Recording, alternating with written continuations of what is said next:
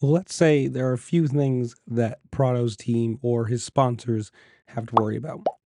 He's only doing 3 rounds, so the chance of him getting injured is, always high because of the sport. But this right here is one of them. Coming through the whoops, you can barely see it, but right there the bike flips and he goes into the face of the other jump. And it's one of those things that, while yes, it is only 3 rounds, it is the problem that if he gets injured over here, and yes, I still have sort of a voice, so again, make fun of me if you want. I'm trying here.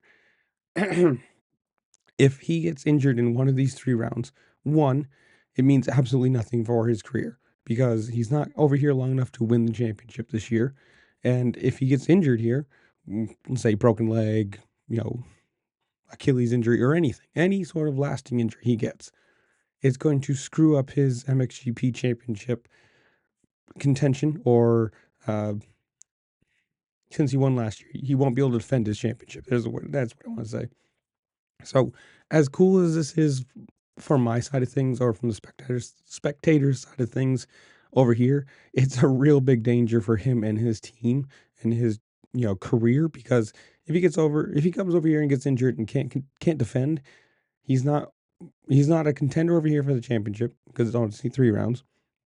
And if he gets injured and can't defend his championship over there, it's gonna look real stupid for him to have come and done this. But I'm excited he's coming to it.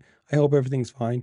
And apparently this was from like a week ago, and he's not injured or anything. It was just a scary moment. But this is the big problem. Coming over and doing what is basically a PR tour. If he gets hurt, it's a big problem. But in the comments below, you tell me, how well do you think he does in the first 3 rounds? In the first round, A1, whatever. Comment down below. Let me know what you're thinking. And while you're down there, make sure to like, share, subscribe, do all the fun things this platform allows you to do, because it does help me out and I appreciate it. And with that, I will see y'all later. Peace.